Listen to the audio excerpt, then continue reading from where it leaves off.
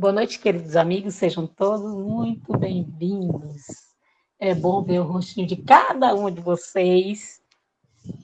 E hoje daremos continuidade aos Sete Vales, especificamente a segunda parte do quarto vale, que é o Vale da Unidade.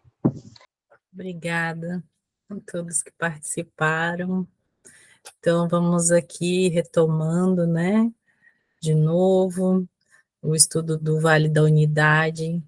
Essa segunda parte é bastante estilou em mim um desejo enorme de procurar mais informações. E eu fiquei a semana inteira procurando para tentar passar o que hoje eu vou estar passando para vocês. Então, a gente só lembrando, né, que o Vale da Unidade diz que durante as etapas dessa viagem, o peregrino percebe nos reinos tudo que ele percebe nos reinos da existência provém da sua própria visão, né? Então, é a minha visão como peregrina, né? Bom, deixa eu mudar aqui. Aqui. Vamos fazer aqui agora assim, dizer onde é que a gente está exatamente, geograficamente, onde que esse vale ele está, né? Esses slides eu encontrei de uma palestra online do Farzin, e ele posso depois compartilhar com vocês, é muito interessante, é a Jornada da Alma, e ele colocou esse prisma como um exemplo, né, como que a gente pode estudar e se situar nesse vale. Eu achei, assim, muito rica essa explicação, né, uma imagem vale mais do que 1000 palavras. Então, prisma é aquele instrumento, né, aquele objeto, que é um triangular, né, o prisma, ele é oco por dentro, e ele é uma mistura de espelho, de vidro. Então, quando incide um feixe de luz num lado desse prisma, dentro desse prisma acontece um efeito, né, que a luz sofre uma difração, que quando bate na outra, aqui, né, na outra parede do prisma, a luz se refrata e a gente consegue ver esse raio de luz, que seria branco, né, se difundir nas todas as cores do arco-íris, né? Então, se a gente começasse a nossa jornada espiritual daqui, onde tem essa grande seta, né, nós estaríamos aqui, onde está esse primeiro círculo aqui, no primeiro vale, né? Então, o Vale da Busca. Então, no Vale da Busca, a gente consegue ver, né, que existe algo maior, que existem essas cores diferentes, né? Percebe ali que tem algo, alguma mensagem que quer passar, mas como a gente está ali, um pontinho no meio, talvez, do vermelho, a gente não consiga entender que lá, mais perto de mim, tem um laranja, mais longe tem um amarelo, então a gente está meio perdido aqui nesse nicho, né, de cores. No segundo vale, então, que é o Vale do Amor, a gente vai se aproximando um pouco mais dessa luz e as diferenças vão diminuindo até a gente chegar, então, no Vale do Conhecimento, então diminui mais ainda, até a gente estar aqui no Vale da Unidade, que é o quarto vale, e é onde a gente lá aprendeu que rompemos o véu da pluralidade e entramos, né, nesse pavilhão da unicidade. É como então se a gente estivesse agora dentro do prisma, e dentro do prisma nós conseguimos ver o ponto, que é aqui, ó, onde entra a luz, né? Então a gente terminou nosso estudo mesmo falando sobre o ponto, né? Que o conhecimento é só um ponto, mas os ignorantes têm multiplicado. Então, essa é a nossa posição quando rompe, então, o véu da pluralidade, então a gente sai do reino da limitação, da oposição, e todas as coisas no reino fenomenal são agora percebidas como reflexo de uma única realidade espiritual. E essa etapa, então, anuncia o nascimento de uma nova identidade de unidade que deve ser amadurecida, expandida, aperfeiçoada, que, né, seria o caminhar pelos 3 próximos vales. Okay. Então, o trecho que nós vamos estudar hoje é esse aqui. E ele abre realmente para um universo, assim, como eu falasse para você, vamos entrar no Baha'i Airlines e vamos sair desse planeta, desapegar, né? Apertem os cintos, porque é muito bonito mesmo o que eu consegui encontrar.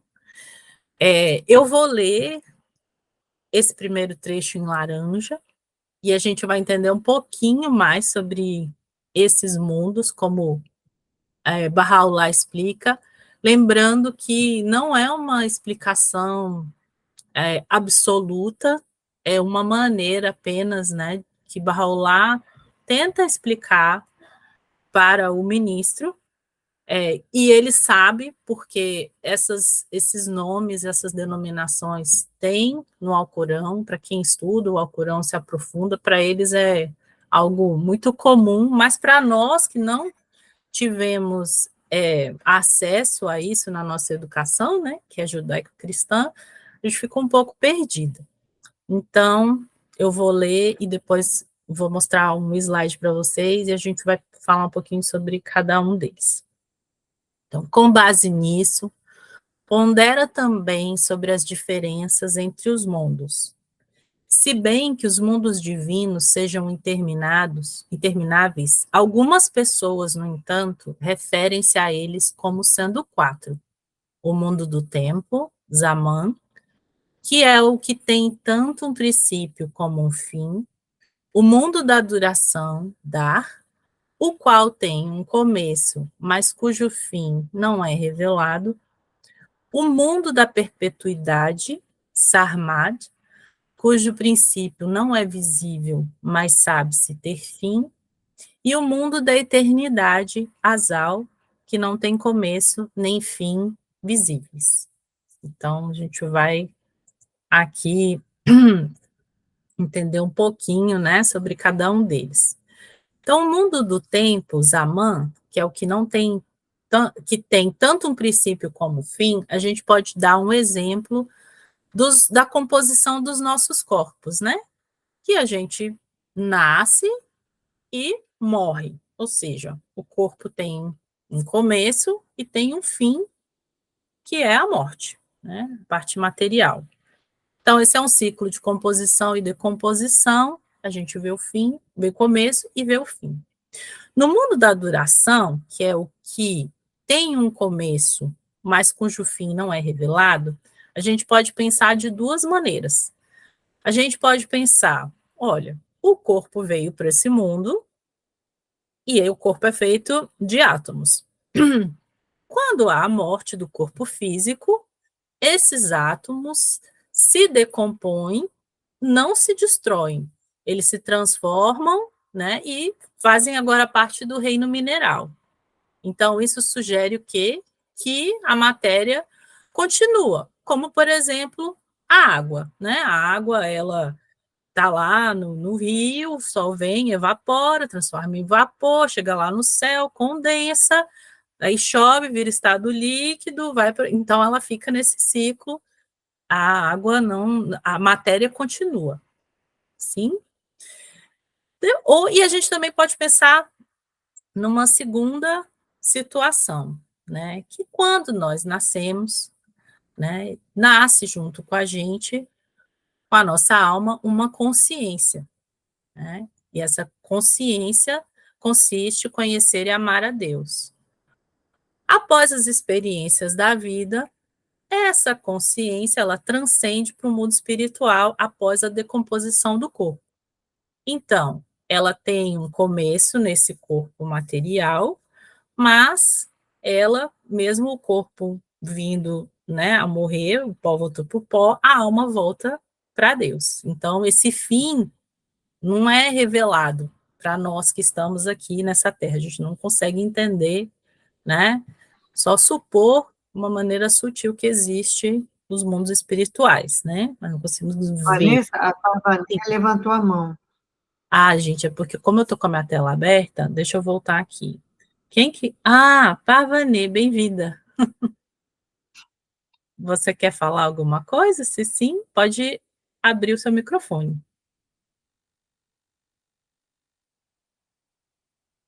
Daqui eu não consigo abrir. Ah, e aí, gente? Será Como é que... que não foi engano? Porque Pavoné é um homem e ele Ah, fala é um... pouco Desculpa. português e Uhum. fala persa. Talvez seja um Ah, engano. ok. Se você tiver o contato dele, Angélica, manda uma mensagenzinha e explica para ele. Tá no grupo, tá bom, vou mandar. Eu vou baixar aqui a mão. Bom, então, o terceiro mundo, que é o mundo da perpetuidade, Sarmad, o princípio não é visível, mas sabe-se que tem um fim. Então, a gente pode pensar que o Espírito de Deus, ele não depende da matéria para existir, né? Ele sempre existiu, né? Mas não tem um início visível. Até a formação do corpo, né? Esse poder já existia, ou seja, e ele tem, bom, enfim, e quando essa matéria, né? Quando existe a fecundação, né? E um ser humano ali é formado, esse espírito se junta a essa matéria, anima essa matéria, e durante a vida inteira o indivíduo é como o espelho, né? Tem a capacidade de refletir esse espírito. Quando o corpo físico morre, esse reflexo desse espírito não é mais, enfim, compartilhado nesse mundo aqui. Então, o princípio não é visível, mas sabe-se que tem um fim, né? E o mundo da eternidade, que é o Asal, não tem começo nem tem fim visível, né? É o império invisível, inexpugnável, como fala no livro Sete Vales. Então, é o Espírito de Deus em relação ao seu reflexo na criação. Está além da percepção humana, e a palavra expugnável sugere que, então, esse reino, esse mundo é inacessível e impenetrável, né? Ou seja, nós nunca teremos capacidade de tocar essa natureza sagrada. Bom, voltando aqui. Sim. Qual é o primeiro? Você pode repetir o nome desses? Porque o mundo do tempo é o quê? Zaman? Zaman, sim. Está no Aí livro, no você Sete fala, Vales. tá? Esses nomes estão aqui também? Esse parágrafo que eu estou lendo é do livro Sete Vales. É porque eu não estou enxergando, é por isso. Ah, querida, não tem problema. Mas, é Zaman, que é o mundo do tempo, é Dar, que é o mundo da duração, Sarmad, que é o mundo da perpetuidade, e Asal, Sarmad. S-A-R-M-A-D. D de Eu me dado. lembro vagamente, porque eu estudei esse livro, mas o último é o que? Asal? Asal, com Z. Asal? Uhum, isso. Então, aqui a gente tem uma visão desses quatro mundos que Bahá'u'lláh cita, né, para o ministro. Aqui ele diz, né, embora existam muitas alegações divergentes relativas a esses pontos, causaria tédio se delas tratássemos em detalhe. Aí vem o próximo parágrafo. Assim, alguns têm dito que o mundo da perpetuidade não tem começo nem fim, que é o Asal, né?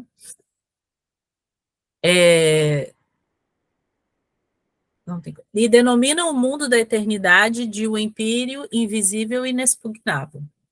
Outros têm denominado esses mundos de a corte celestial Lahut, o céu empíreo Jabarut, o reino dos anjos Malakut e o Malakut, mundo mortal Nasut. na sua. Aí agora, sim, pode falar. Foram esses que eu estava esperando ouvir. Aí, quando você falou Zaman, Uhum. eu fiquei mais. Esses, porque a Velora estudou com a gente com esses nomes, que ela é lá do Irã, né? Uhum, sim.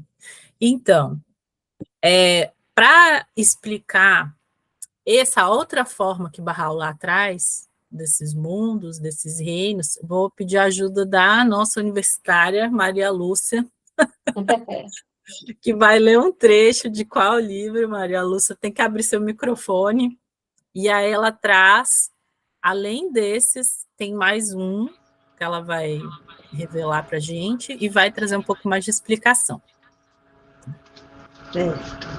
Então,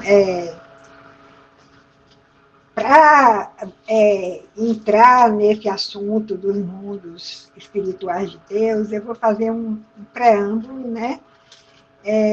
Que Bahá'u'lláh, ainda em Bagdá, pouco antes de partir para o Kurdistão, ele revelou a epístola de todos os alimentos, Lou e Kulatan, Lou e Kulatan, não sei se é assim que pronuncia, mas essa epístola ainda não está inteiramente traduzida em inglês, e por isso, segundo o senhor Adib, não é possível transmitir de forma adequada todo o seu significado. Nessa epístola, Bahá'u'lláh desvelou, numa medida infinitésima, a glória e os mistérios dos mundos espirituais de Deus, que são ilimitados e muito, muito além do entendimento humano. No mundo da criação, existem diferentes reinos, cada qual cumprindo com um determinado propósito. O ser humano, nesta vida, atua em diferentes níveis simultaneamente, ou seja, em relação ao reino inferior, como mineral, vegetal e animal, o homem é superior e tem domínio sobre eles. Dentro de seu próprio reino, porém, o homem é criado para viver em unidade com seus companheiros de espécie. Enquanto que, em relação aos manifestantes de Deus, ele é bem inferior. Então, o homem tem 3 níveis de qualidades e atributos. Os níveis de unidade, né, o de inferioridade e de superioridade. Aí, agora nós vamos entrar na explicação dos reinos, né, espirituais de Deus. Nós estamos nos baseando aqui com o livro de Senhor Adib. Da mesma forma, os mundos espirituais de Deus, mencionados nesta epístola, são de 3 níveis diferentes.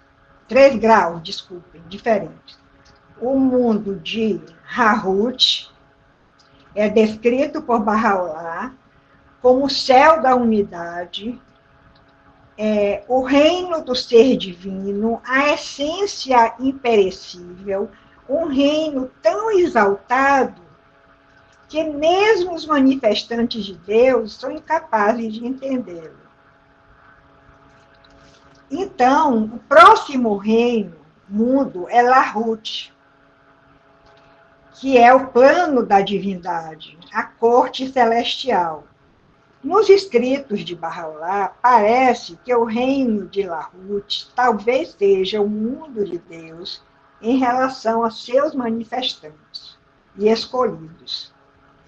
imersos no oceano de sua presença, eles não reivindicam nenhuma posição para eles mesmos nesse plano, e são como nada em relação a ele. Neste reino, ninguém se identifica com Deus e a designação, ele sozinho e ninguém mais além dele é Deus, torna-se manifesta aqui. Ainda, outro mundo espiritual que Bahá'u'lláh descreve na Epístola de Todos os Alimentos é o de Jabarut, o domínio mais elevado. O grau daqueles que nele habitam está estreitamente identificado com Deus, uma vez que manifestam todos os atributos de Deus, falam com a voz de Deus e estão unidos com ele. Este mundo parece ser o reino no qual os escolhidos de Deus, em relação com as coisas criadas, são investidos de autoridade. Existem muitas afirmativas nos escritos de Bahá'u'lláh com relação à posição dual do manifestante de Deus e seus escolhidos. Em relação a Deus, essas almas santas são como nada. Mas em relação ao mundo da criação, eles são dotados com todos os atributos de Deus e identificam-se intimamente com ele. Então, Bahá'u'lláh afirma numa oração, aí só tem um trecho, vou ler o trecho da oração. Quando contemplo, ó meu Deus, a relação que me une a ti, sinto-me impelida a proclamar a todos os seres criados, em verdade, eu sou Deus. E quando considero o meu próprio ser, ei-lo, parece-me mais grosseiro do que o barro. Então, ainda outro plano espiritual é o de Malakut, né? O reino de Deus, frequentemente mencionado pelos profetas do passado. Na epístola Kalutan Kulutan, Bahá'u'lláh descreve esse reino como o céu da justiça. A parte desses 4 mundos espirituais, Bahá'u'lláh também se refere, nessa epístola de Todos os Alimentos, no reino de Nasut, este mundo mortal, Nasut, que ele descreve como o céu da generosidade. Em muitas de suas epístolas, Bahá'u'lláh confirma que tanto o mundo humano como a revelação divina vieram à existência unicamente através da misericórdia de Deus. E que se sua misericórdia fosse substituída por um momento sequer pela operação de sua justiça, a criação inteira deixaria de existir. Então, apenas um preâmbulo, né, sobre os mundos espirituais de Deus, que Bahá'u'lláh cita nessa epístola de Todos os Alimentos. E aqui, o senhor Adip fala muito mais na epístola, né? Mas o nosso assunto está direcionado aos mundos espirituais de Deus. Obrigada, Maria Lúcia. Então, aí, Muito bem, muito lindo. Muito lindo mesmo. Na minha busca, eu acabei encontrando um diagrama feito por um artista, Bahá'í, Zoharo de Tafala. Vocês estão vendo a minha tela? Sim. Ótimo. Muito bem. Então, ele conseguiu colocar nesse diagrama os mundos que eu falei, Zaman, Dar, Sarmar, Jazal, e Nasut, Malakut, Jabarut, Lahut, Hahut, certo? Então, eu posso depois até mandar para vocês os slides. Então, olha só,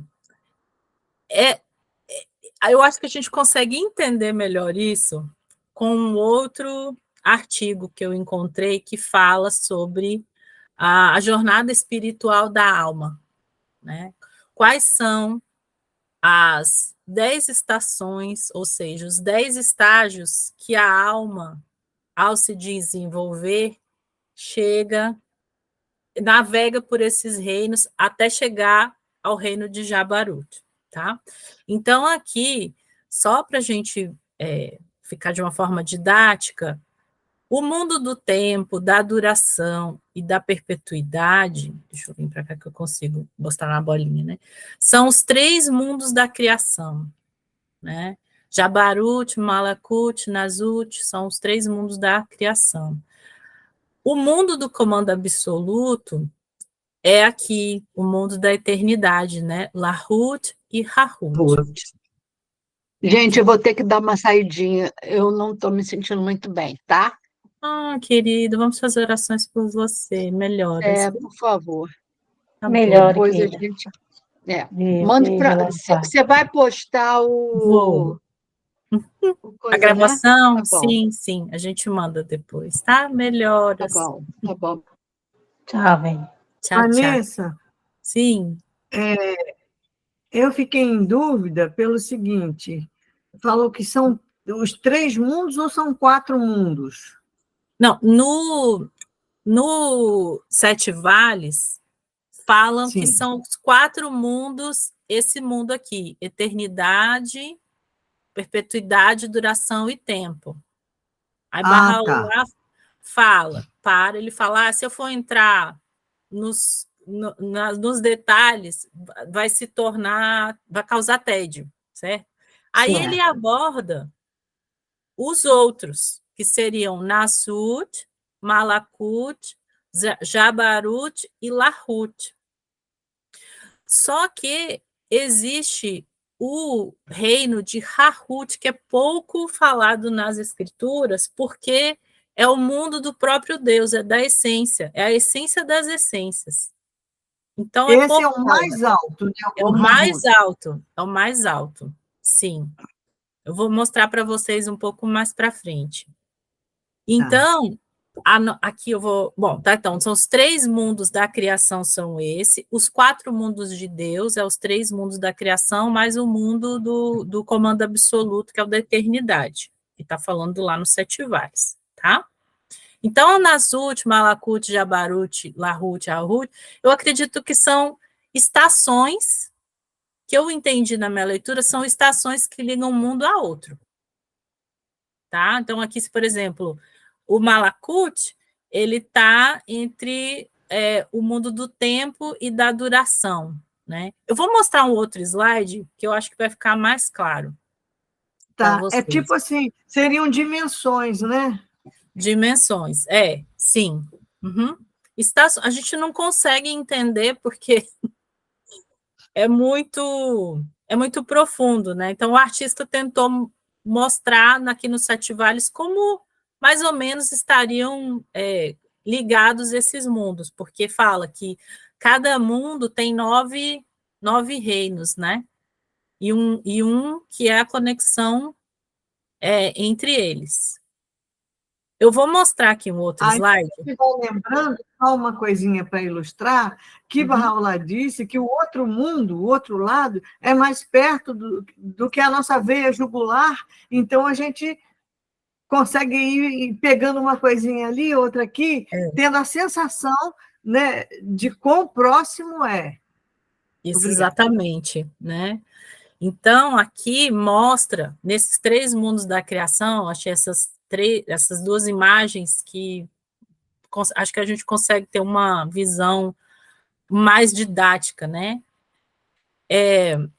Aqui vocês estão vendo que existem 3 círculos, 3 elos entrelaçados entre si, né? Então, um elo desse seria o mundo mortal, o Nasut, que é onde a alma tem a chance de se aperfeiçoar. Ele está interligado ao reino de Malakut, que é os reinos dos espíritos os seres angélicos, paraíso eterno, a vida eterna, né? Então, o anjo Gabriel, ele vive aqui nesse reino, mas ele conseguiu se conectar aqui no Nassut, né? Conversando, então, com Maria, com Fatimê, enfim. Com os E tem manifestantes, né? com os manifestantes, ele é o Ai, anjo como mensageiro. Ele é o anjo mensageiro, né? E o outro elo que seria o Jabarut, que é o céu empírio, né?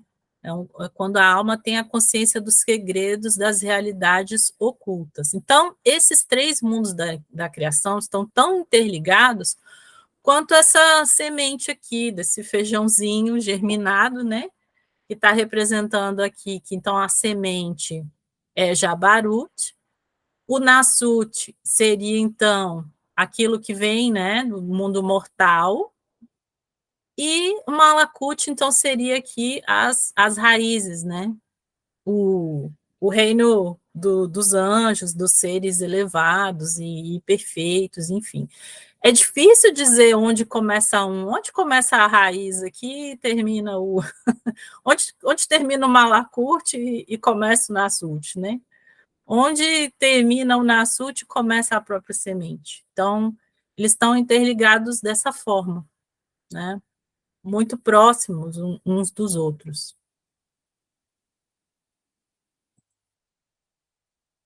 E aí eu acho que a gente consegue entender um pouco mais sobre esses mundos quando, aqui nesse livro, que não tem ainda traduzido para português, Logos and Civilization, né? Logos e Civilização, fala sobre esses 10 estágios, dessas estações, porque a alma vai passando, né, até chegar, então, em Jabarut, né? E aí ele cita que é esse material aqui, gente, que eu não sei ler, Majimu, vocês estão vendo aí na tela, né? E é desse livro aqui, Logos e Civilization, tá? E eu vou ler para vocês, e vocês vão ver como é bonito essa evolução. Só que para a gente falar dessa evolução, a fé Bahá'í, né, não tem esse conceito de inferno, né? Nós não temos isso. Mas até as escrituras do Islã, de Muhammad, era falado em inferno. Não sei se vocês lembram de uma novela que falava, vai queimar, se fizer, vai queimar na tábua do inferno, não sei o quê, ele fazia, virou até assim, um jargão, né?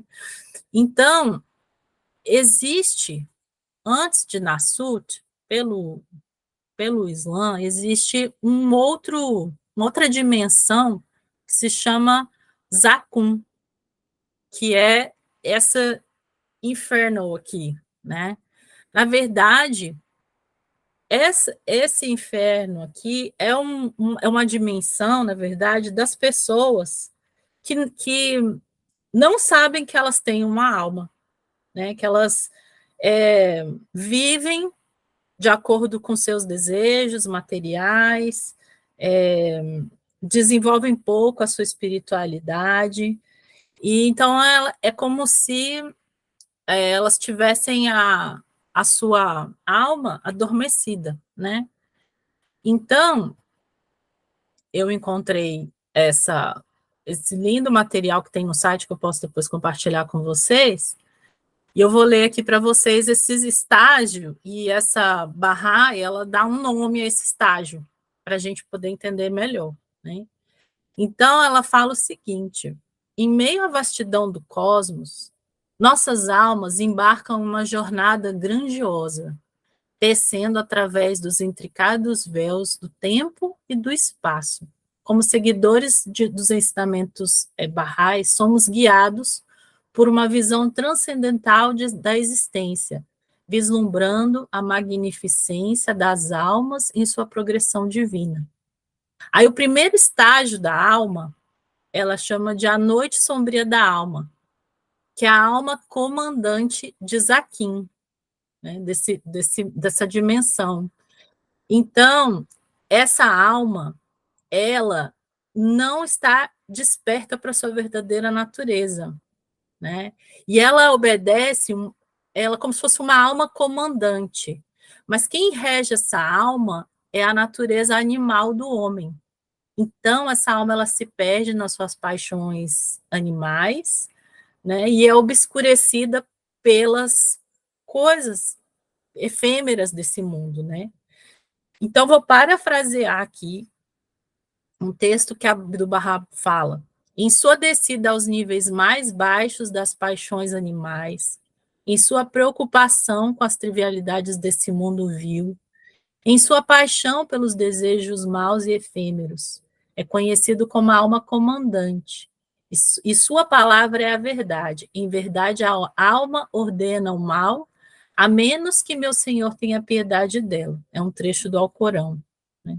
Não sei se vocês lembram que Abdu'l-Bahá fala que as crianças, elas têm uma leve tendência para atitudes más, algo assim, né?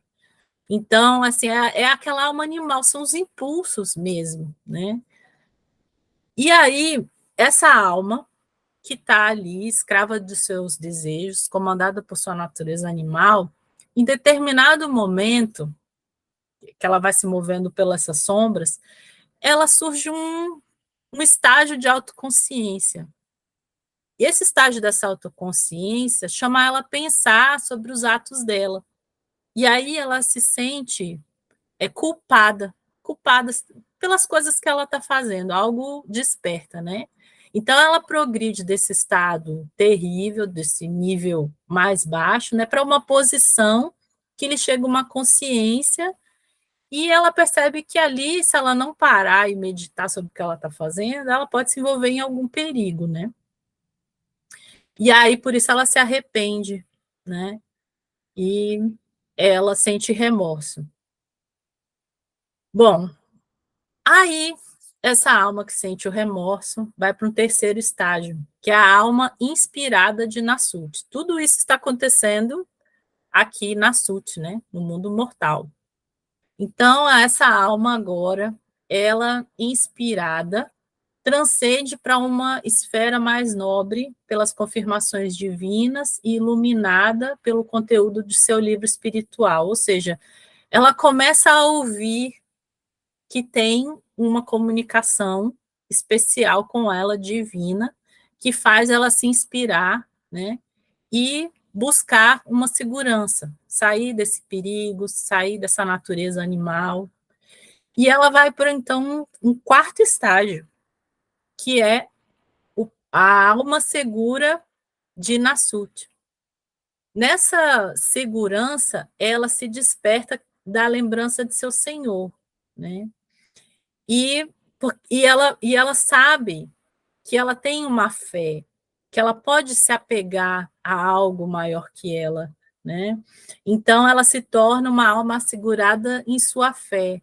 Isso acalma essa agitação que ela tem, mata a sede dela e remove seus véus. Ela se lembra da aliança que Deus fez com Abraão, de que nunca abandonaria, né, a humanidade, que ela nunca estaria sozinha. Então, essa é a alma segura, porque está segura em sua fé. Aí ela vai para um outro estágio, que é o estágio 5, que é a alma grata. Ela se sente muito agradecida, né, por ter tido contato com essa palavra, né, essa dimensão maior, né? Então ela atinge uma posição mais poderosa ainda, e ela tem o destino de beber dessas águas límpidas da nascente, que fala de Sabá, né? Abdu'l-Bahá fala da nascente de Sabá. E ela assume, então, uma posição de submissão e contentamento. Deixa sua busca para trás e confia seus assuntos em Deus. Então, a alma grata é a alma que aceita. O próximo passo dela é aceitar. Aí que vem a beleza, né, que eu entendi. Por que a gente fala? Eu aceito Bahá'u'lláh como manifestante de Deus, né, quando a gente se torna Bahá'í. Então, a alma ela está nesse terceiro paraíso, que a alma aceita, que a alma transcende para essas alturas maiores, né? Tendo abandonado suas paixões e aceitado completamente o decreto divino. E Deus confirma, né? Deus confirma, Deus fica feliz quando então essa alma morre para esse... Não é que ela morre, ela estava dormindo, digamos assim, e ela desperta. Então, ela se torna, né, no mundo de Nasut, ela passa a existir. Por isso que Nasut existe. Então, Nasut é a estação, né, da alma daquele que acreditou no manifestante de Deus, né?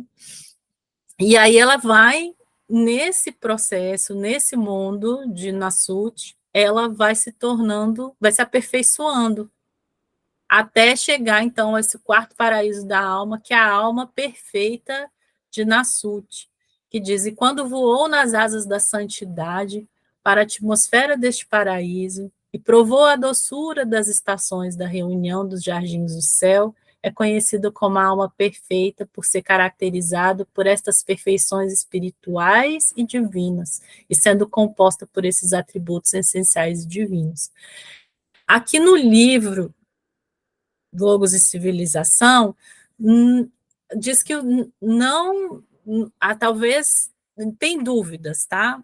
Que nós consigamos ser essa alma perfeita de Nasut. Talvez não consigamos, né? Mas ela existe. Depois o outro estágio da alma seria a alma perfeita de Malakut, já é o do outro reino, dos reinos dos anjos, né? Que é o paraíso dos justos e o refúgio dos livres, cujos rostos foram iluminados pelas boas novas de Deus. A alma, quando entra neste céu exaltado, neste paraíso eterno, ela alcança a vida eterna. Tem prazer em delícias como nenhum olho viu e nenhum ouvido ouviu, né? Então, é a alma perfeita de Malakut. O sexto, então, paraíso seria... E o estágio 9 é a alma perfeita de Jabarut. E quando a alma abriu as asas do espírito, foi atraída pela alegria de Deus, elevou-se ao horizonte mais exaltado, procurou o mais glorioso companheiro, ela ascendeu à posição divina de Jabarut, torna-se consciente dos segredos das realizações ocultas e invisíveis que consomem de inveja os corações dos conhecedores místicos. Então, aí então, a alma, se por fim, né, ela está vestida com o manto da sua perfeição. É o máximo do mundo da criação, é estar em Jabarut. Então, uma reflexão para a gente pensar é: assim, contemplamos com reverência a viagem de nossas almas, que possamos, como raios de luz em busca do sol, avançar em direção à verdade eterna, abraçando cada estágio com coragem e amor, que como almas barrais possamos nos tornar canções celestiais e leões nos matagais, guiando outros pelo caminho da verdade e da retidão, que possamos ser verdadeiros peregrinos nessa jornada divina, sempre ansiosos por mergulhar nas maravilhas do conhecimento espiritual e experimentar a graça abundante de Deus.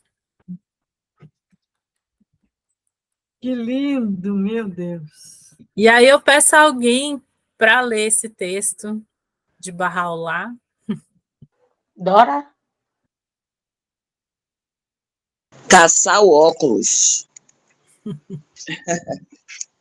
Deixa eu pegar aqui. Aqui. Eu posso ler. Quem vai Já ler? peguei. Dora. Já peguei. Vai ler. Dora. Ótimo, Dora. Ótimo. Leia. Posso? Pode. Claro.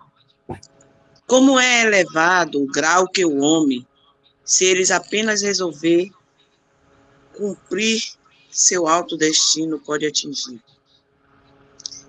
E a profundeza de degradação pode ele rebaixar-se, profundezas que as mais vis das criaturas jamais alcançaram. Aproveitai, ó amigos, a oportunidade que este dia vos oferece, e não vos priveis dos generosos eflúvios de sua graça. Suplico a Deus que Ele benevolamente capacite cada um de vós a adornar-se, neste dia abençoado, com o ornamento de ações puras e santas. Ele, verdadeiramente, faz qualquer coisa que lhe apraze. Seleções dos escritos de Bahá'u'lláh.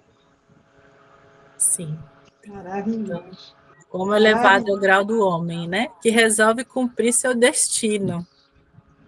Então, fica a nossa reflexão para a gente pensar, né? Que grandiosidade é essa, né? Que oportunidade é essa que todos os manifestantes do passado desejariam ficar por um momento nessa era, né? De agora. Bom, então, o objetivo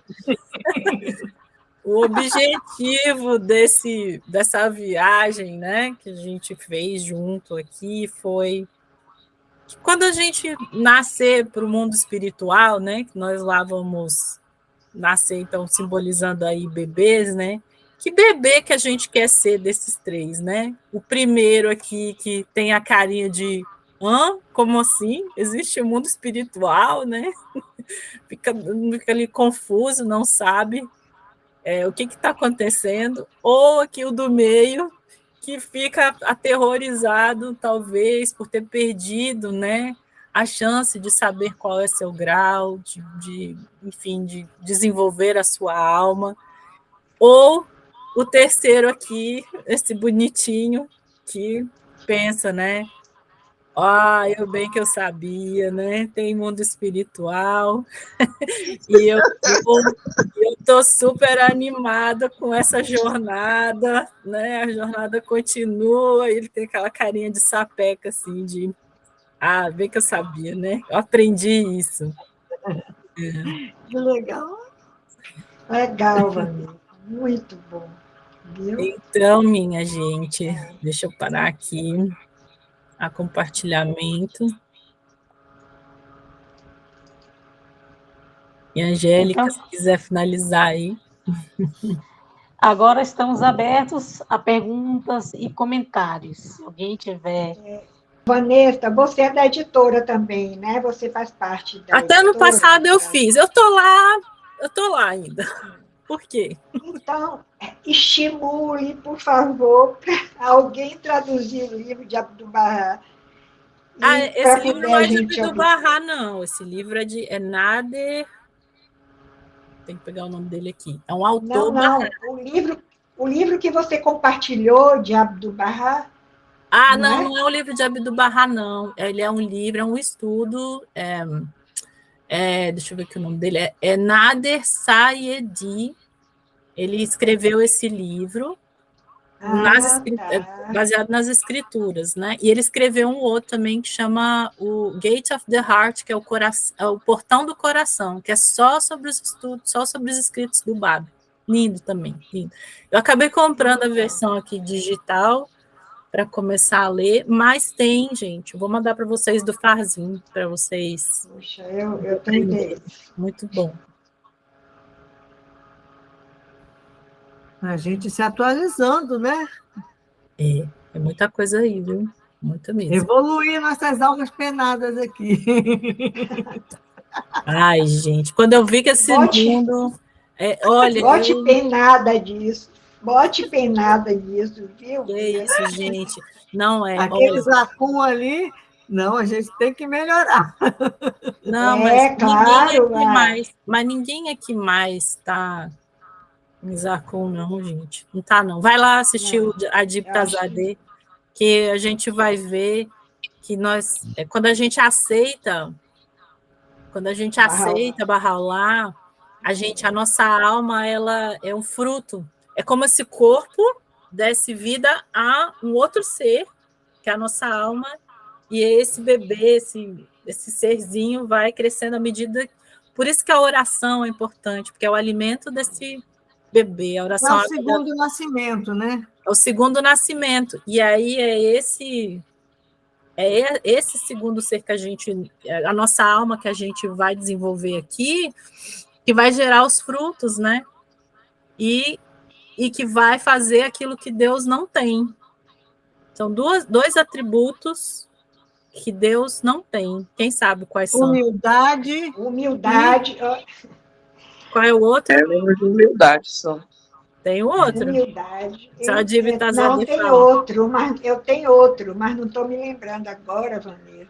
Servitude. Hein? Servitude. Por isso que nós somos os servos. Por isso que a do Barra fala, eu sou o servo, né? Servo de Deus. Então, quando a gente chegar na presença de Deus, que a gente for mostrar o que a gente aprendeu, né, nossa alma desenvolvida, o que a gente vai mostrar para Deus, se a gente vai mostrar seu conhecimento, Deus já tem um conhecimento muito maior. Vai mostrar sua generosidade, Deus já tem. Então a gente tem que dar o presente para ele que ele não tem. São nossos atos de serviço e nossa humildade. Então, por isso que o nosso tempo aqui na Terra é muito precioso, para que a gente possa servir. Vanessa, você sabe qual é a senha para entrar no reino de Deus? Não pode ser eu, né? Que senão vale da existência na absoluta volta. A senha é Yabarralapá. É a senha para entrar nos mundos espirituais. Yabarralapá. É isso, muito lindo. Ai, que lindo! Maravilhoso, né, gente? Maravilhoso. Ou seja, nós, Barrais, né, como você, nós estamos, não é que a gente esteja perfeito, não, a gente está ainda galgando os planos, mas nós já saímos da sombra, nós já saímos da escuridão e estamos na luz, porque nós somos Barrais e aceitamos Bahá'u'lláh. Você sabe só como é que a nossa alma pode morrer? Hein? Como é que a nossa alma pode morrer, pode se deletar, pode se... Vocês sabem como? Sobre. Eu sei que Peraí. É o afastamento de Deus. É o afastamento. Então, no afastamento a alma se enfraquece. Mas sabe quando a alma se aniquila? Não. Quando rompe a aliança. Quando rompe a aliança. Rompedor do rompimento do convênio. Lembra do convênio? Quando rompe. Isso que eu queria me lembrar. Rompedor de convênio. Que agora é aliança. Rompedor da aliança, é verdade. Vocês querem ouvir uma história de Shoghi-Fendi que eu aprendi? Queremos. Então, sim.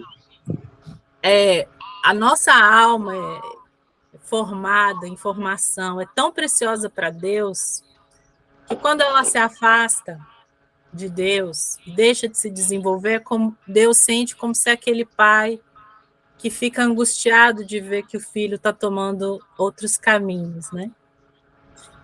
Mas tem uma história de Shoghi-Fendi, de uma peregrina que contou para o senhor Adib que aquela mão da causa, Dorothy Baker, morreu num acidente de avião, o avião explodiu no ar, o Comet.